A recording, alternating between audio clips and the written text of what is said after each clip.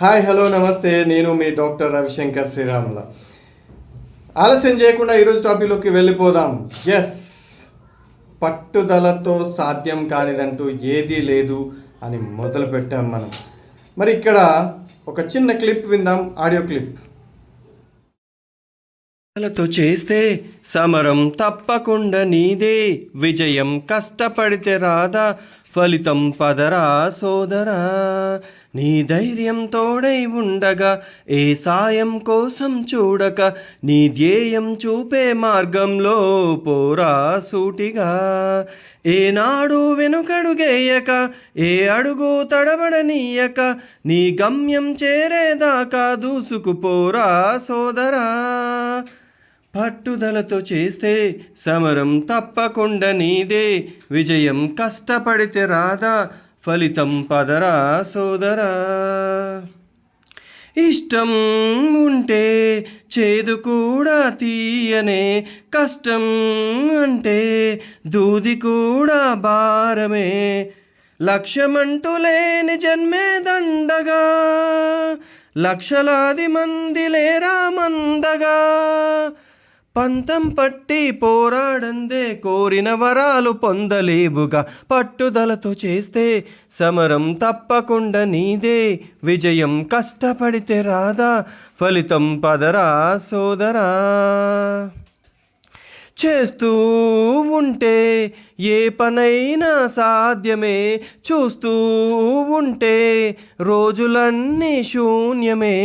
ఒక్క అడుగు వేసి చూస్తే చాలురా, ఎక్కలేని కొండలేవీ లేదురా. నవ్వే వాళ్ళు నివ్వెరపోగా, దిక్కులు జయించి సాగిపోర మరి.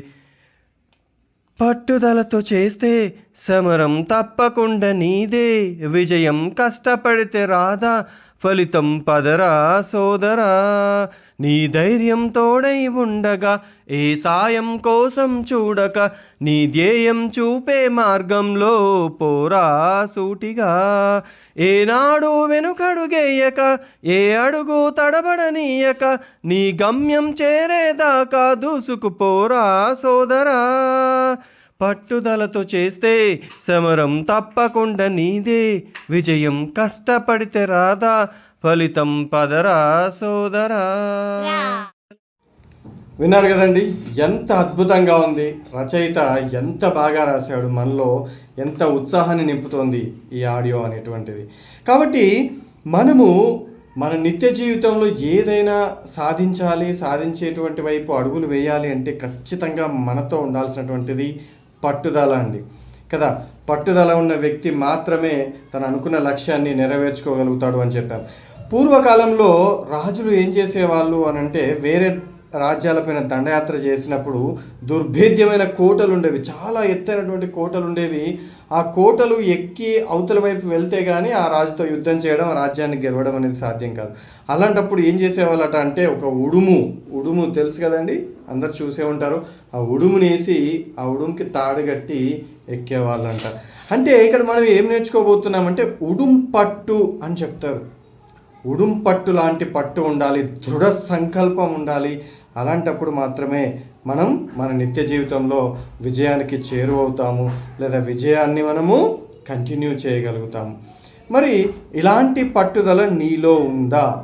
ఎస్, మనం ప్రయత్నం అయితే చేస్తాం, ప్రారంభం అయితే చేస్తాం, ఆర్భాటంగా చాలా గొప్పగా. ఓకే, ఏదైనా ఒకటి చేసినప్పుడు చాలా ఉత్సాహంగా ముందు రోజు బాగా నిద్రపోయి మంచిగా ఎక్సర్సైజ్ చేసి, ఓకే నేను ఇది చేయబోతున్నాను, నేను ఇది ప్రారంభిస్తున్నాను అని చెప్పేసి మంచి డైట్ తీసుకొని మంచి హ్యాపీగా స్టార్ట్ చేస్తాం. మరి తర్వాత రోజో లేకపోతే తర్వాత కొద్ది కాలం గడవగానే ఏమవుతుంది? నిరాశ నిస్పృహలు వస్తున్నాయా? మరి అలాంటి వాటి నుంచి దూరంగా ఉండి ఎప్పుడు కూడా మనం పట్టుదలతో ఉన్నట్లయితే తప్పకుండా మనం అనుకున్నటువంటి ఏదైతే రంగం ఉంటుందో దాంట్లో మనం అత్యున్నత స్థాయికి చేరుకోవచ్చు. నేను మీకు మధ్యాహ్నం చెప్పాను ఆల్రెడీ, ఏంటంటే ప్రతి ఒక్కరూ ఇదే రంగంలో డెవలప్ అవ్వాలి, లేదా ఇదే గోల్గా పెట్టుకోవాలి, దీన్నే సాధించాలి, తప్పనిసరిగా సాఫ్ట్వేర్ ఇంజనీర్ అవ్వాలి, ఒక డాక్టర్ అవ్వాలి, ఒక టీచర్ అవ్వాలి, ఇంజనీర్ అవ్వాలి, లేకపోతే ఇలా అని ఏం లేదండి. ఓకే, ప్రతి వ్యక్తికి భిన్న అభిప్రాయాలు ఉంటాయి, భిన్నమైన అభిరుచులు ఉంటాయి. కాబట్టి వాళ్ళ అభిరుచులకి ఆసక్తులకి అనుగుణంగా ఏదైనా ఒక రంగాన్ని ఎంచుకోవచ్చు, తప్పేమీ లేదు. కానీ ఎంచుకున్నటువంటి రంగంలో ఎలా ఉండాలి అని అంటే, సో నీకు నీ ఇష్టమైన రంగాన్ని నువ్వు తీసుకున్నావు, ఓకే, ఇక్కడ ఎవరో పుష్ చేస్తే రాలేదు, మరి అలాంటప్పుడు ఆ రంగంలో నువ్వు ఎలా ఉండాలి, ఎట్లాంటి స్థానాన్ని నువ్వు ఆక్యుపై చేయాలి, ఎలాంటి స్థానాన్ని ఆక్రమించాలంటే డెఫినెట్గా టాప్ చైర్కి రీచ్ అయ్యేందుకు నీ ప్రయత్నాలు ఉంటూ ఉండాలి. ఎందుకంటే ఇది నువ్వు నీ ఇష్టానుసారంగా నీ అభిరుచికి నీ ఆసక్తికి తగ్గట్టుగా తీసుకున్నావు కదా. మరి అలాంటప్పుడు నీ ప్రయత్నం అనేది ఎలా ఉండాలి, ఎటువంటి విరామం లేకుండా ఉండాలి, ఎటువంటి అడ్డంకులు వచ్చినా కూడా, ఒడుగుదుడుకులు వచ్చినా కూడా వాటిని తట్టుకొని నిలబడుతూ కష్టపడుతూ ఏం చేయాలి, నిరంతర ప్రయత్నం చెయ్యాలి. ఎన్ని ఆటంకాలు ఎదురు కూడా వాటిని అప్ అండ్ డౌన్స్ ఎవరికి ఉండవండి, ప్రతి ఒక్కరికి ఉంటాయి కదా. రైట్, నువ్వు ఏ రంగం తీసుకున్నా కూడా రైట్, మనం చూసినప్పుడు ఒక వ్యక్తిని గమనించినప్పుడు ఆ వ్యక్తికి ఏం సమస్యలు లేవే, లేదా ఆ వ్యక్తి ఎటువంటి ప్రాబ్లమ్స్ని ఫేస్ చేసినట్టుగా కనిపించడం లేదే అని మనం అనుకుంటూ ఉండొచ్చు. కానీ అంతకుముందే ఆ వ్యక్తి ఆ ప్రాబ్లం నుండి బయటకు వచ్చి ఉండొచ్చు, లేదా ప్రాబ్లమ్స్ ఉన్నా కూడా బయటికి ఆయన నవ్వుతూ ఉండొచ్చు కదా, ఆ స్ట్రెస్ని మేనేజ్ చేస్తూ ఉండొచ్చు. కాబట్టి ఏదో ఒక వ్యక్తినో ఏదో ఒక రంగంలోనో దాంట్లో ఎటువంటి స్ట్రెస్ ఉండదు, ఎటువంటి ఒడిదుడుకులు ఉండవు, ఎటువంటి అడ్డంకులు ఉండవు అనుకోవడం అనేటువంటిది మన యొక్క పొరపాటు. కాబట్టి ఏ రంగం తీసుకున్నా లేదా ఏ యొక్క వృత్తి ఏ ప్రొఫెషన్ తీసుకున్నా కూడా దాంట్లో ఉండే సమస్యలు దాంట్లో ఉంటూ ఉంటాయి. కాబట్టి నువ్వు ఏదైతే ఇష్టంగా తీసుకున్నప్పుడు ఏమనిపిస్తుందండి, ఎటువంటి సమస్యలైనా కూడా ఎన్ని కష్టాలు వచ్చినా కూడా మనం వాటిని ఈజీగా ఎదుర్కోగలుగుతాం. ఎందుకంటే అది మనకి ఇష్టమైన రంగం, మనం నచ్చి సెలెక్ట్ చేసుకున్నటువంటి రంగం కాబట్టి. మరి అలాంటి ప్రయత్నం చేస్తూ ఉన్నప్పుడు తప్పనిసరిగా ఏం చేయాలి, ఎక్కడా కూడా డ్రాప్ అవ్వద్దు, ఎక్కడా నిరాశ నిస్పృహలకి లోను కావద్దు, నిరంతర ప్రయత్నం చేస్తూనే ఉండాలి. మరి ఈ నిరంతర ప్రయత్నం చేస్తూ ఉన్నప్పుడు ఓకే, ఎంతవరకు చేయాలి సార్, ఎప్పుడు సార్, 6 నెలల, 1 ఇయరా, 2 ఇయరా, ఎంత టైం వెయిట్ చేయాలి? వై నాట్ అండి, ఎందుకు, నువ్వు సెలెక్ట్ చేసుకున్న రంగమే కదా, వెయిట్ చేయి until the success will come. ఓకేనా? అయితే మరి సార్ ప్రయత్నం అయితే చేస్తూ ఉన్నాను, మరి ఓపికగా ఉంటే ఎంతకాలం మనం ఓపికగా ఉండాలి, లేదా ఓపికగా ఉంటూ పోతే అదే విజయం వచ్చేస్తుందా? లేదు. కేవలం ఓపికగా ఖాళీగా కూర్చుంటే నీ విజయం నీకు రాదండి, ఎదురుగా రాదు, అట్లాగే నిన్ను తీసుకెళ్ళి టాప్ చైర్లో కూర్చోబెట్టదు. నువ్వు చేస్తున్నటువంటి ప్రయత్నాల్లో ఎటువంటి ప్రయత్న లోపం ఉందా, దాన్ని కూడా ఏం చేయాలి, సమీక్షించుకోవాలి. నువ్వు అప్పుడప్పుడు వాటిని సమీక్షించుకుంటూ ఉండాలి. ఈ ప్రయత్నంలో ఏమైనా లోపం ఉందా, లోపం ఉంటే ఏం చేయాలి, వెంటనే దాన్ని మార్చుకోవాలి, అప్రోచ్ మార్చండి, పద్ధతి మార్చి మళ్ళీ ప్రయత్నం చేయండి, మళ్ళీ ఓపికగా ఉండండి.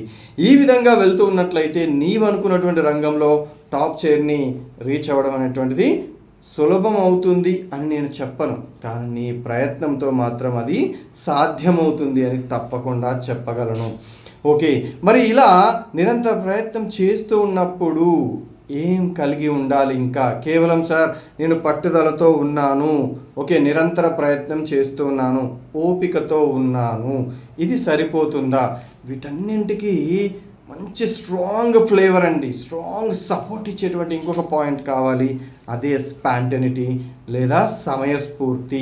ఓకే, మారుతున్నటువంటి పరిస్థితులకు అనుగుణంగా, మారుతున్నటువంటి నీ చుట్టూ మారుతున్నటువంటి ఆ పరిస్థితులకు అనుగుణంగా అప్పటికప్పుడు కొన్నిసార్లు నువ్వు కొంచెం తెలివిగా వ్యవహరించాల్సి ఉంటుంది, నీ యొక్క మెదడుకి పదును పెట్టాల్సి ఉంటుంది, సమయస్ఫూర్తిని కూడా ఉపయోగించాల్సి ఉంటుంది. అలాంటి సందర్భంలో మాత్రమే నీవు అనుకున్నటువంటి లక్ష్యాన్ని, గమ్యాన్ని, ఓకే సార్ ఎంతసేపు మీరు లక్ష్యం, గమ్యం, విజయం అంటున్నారు, నేను ఇది కాదండి, మీరు ఎంచుకున్న రంగంలో మీరు ఉన్నత స్థానాన్ని రీచ్ అవ్వాలి. ఎందుకు రీచ్ అవ్వాలి సార్? ఎస్, మరి ప్రతి ఒక్కరం కూడా అండి ఏం కోరుకుంటాము, ఎస్ నేను ఇక్కడ ధనవంతులుగా బ్రతకాలి, బాగా రిచ్ ఫెలో లాగా బ్రతకాలి అని చెప్పట్లేదు, బట్ మనం ఏదైతే చేస్తున్నామో చేసిన దాంట్లో సంతృప్తిగా బ్రతకాలి, మంచి అవకాశాలని చేజిక్కించుకోవాలి, ఆ అవకాశాలని మన ఆదాయ వనరులుగా మార్చుకోవాలి, అభివృద్ధి చెందాలి, మీరు మీ ఫ్యామిలీ హ్యాపీగా ఉండాలి. అలా హ్యాపీగా ఉండడం కోసం మీరు ఎంచుకున్న రంగంలో ఈ 4 టిప్స్ని అప్లై చేసి మంచి పొజిషన్లోకి వెళ్ళడానికి ప్రయత్నం చేస్తారని ఆశిస్తూ సైనింగ్ ఆఫ్, డాక్టర్ రవిశంకర్ శ్రీరాముల. వెళ్ళే ముందు మళ్ళీ ఒకసారి చిన్న రిక్వెస్ట్, వీడియోలు చూస్తూ ఉన్నారు లైక్ చేయండి. లైక్ చేస్తే ఇది మిగతా వాళ్ళకు కూడా పంపించడం జరుగుతుంది. షేర్ చేయండి, కామెంట్ చేయండి. కామెంట్స్ కూడా వస్తున్నాయి రీసెంట్గా. కొంతమంది డిఫరెంట్ సార్ ఈ ఐడియాస్తో చేయండి అని చెప్పేసి కూడా కొంతమంది కామెంట్ పెడుతున్నారు. కామెంట్ కూడా చేయండి. అలాగే మీకు నచ్చిన టాపిక్స్ ఏమైనా ఉన్నాయో వాటిపైన కూడా వీడియో చేయండి సార్ అంటే నేను చేయడానికి రెడీగా ఉంటాను. నా యూట్యూబ్ ఛానల్ని సబ్స్క్రైబ్ చేసుకోండి. Thank you one and all.